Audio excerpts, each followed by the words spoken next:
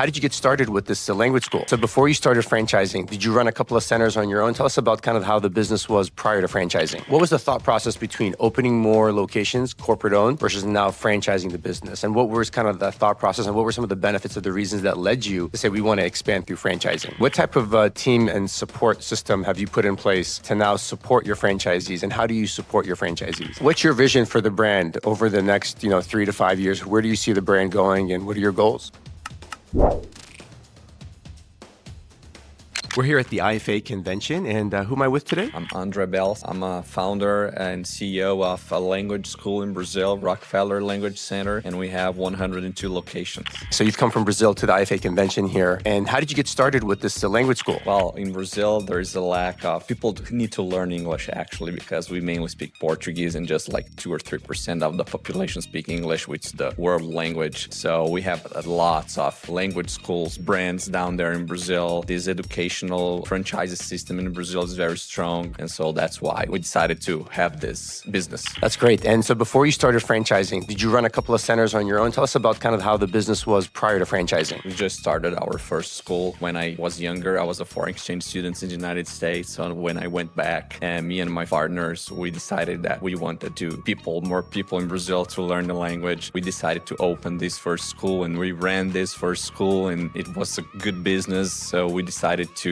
open the second and the third school, and then right after that, 4 years later, actually, we decided to go with the franchising system. That's fantastic. That's a great story. Now, before you started to franchise, what was the thought process between opening more locations, corporate owned, versus now franchising the business? And what was kind of the thought process, and what were some of the benefits of the reasons that led you to say we want to expand through franchising? We think that for us to expand faster and better, the franchising system would be the best choice. Brazil is a big country, so in order to have like our own locations, we thought that would be more difficult. So we decided to start because of this, and also to offer the opportunity to other people to have their own business and achieve their goals and dreams through this, our business. Now, when you became a franchisor, how did your role shift from before running locations? Now you're running a franchise business, and the franchise business is a separate business from actually running the school. How did you manage that transition, and what type of support and team did you bring in place to help you running the franchising side of the business? Oh, I had to learn from the very beginning. I was from a different area. I didn't have the knowledge and all this stuff to run a business, actually. So I had to learn, and like 20 years later, I am still here. I'm still learning. It's totally different, but we always think that we still a lot to learn. And here I am today learning the AI stuff. Things are developing so fast, and we keep learning all the time. What type of team and support system have you put in place to now support your franchisees, and how do you support your franchisees? We have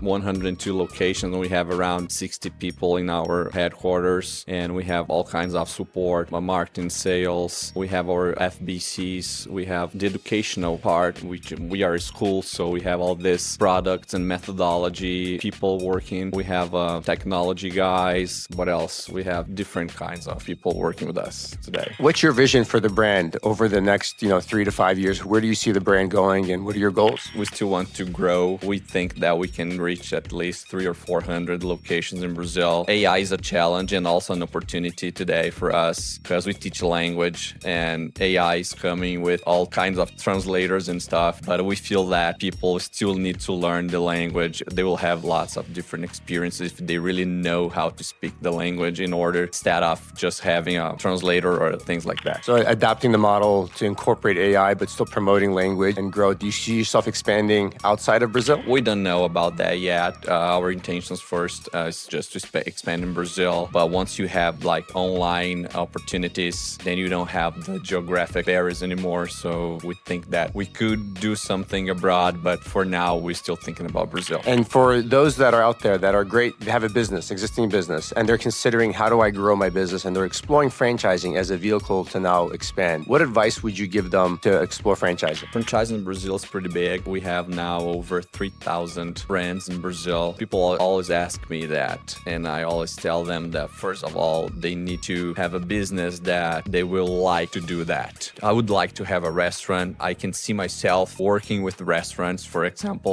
or with education or any other kind of business. So you need to like what you're going to do. And then second of all, you need to decide the brand, the segment, I would say, the type of franchise you'll have. It's retail or education or food or anything like that. Third, the brand. I always tell the people that you should know the brand deeply. You should know the franchisor. You should talk to other franchisees to make sure that you're doing the right thing. That would be like 3 advices I like to give to people when they ask me. For let's say someone who's a small business owner, they're running a small business, they now want to grow and they themselves want to convert to now be a franchisor like you did from 3-4 units. Now you're going to go and start franchising. What advice would you give those entrepreneurs as they explore becoming a franchisor? First of all, they should make sure that their business, are a good thing for other people. Their business must, because sometimes we have a problem that the business is not so tested yet. So I think they have to make sure about that. And then they have to build a structure, support team, have all their strategies in order to grow, because you just don't grow. It's not easy to do that nowadays. And also talk to a lot of other franchisors. I mean, this kind of environment, the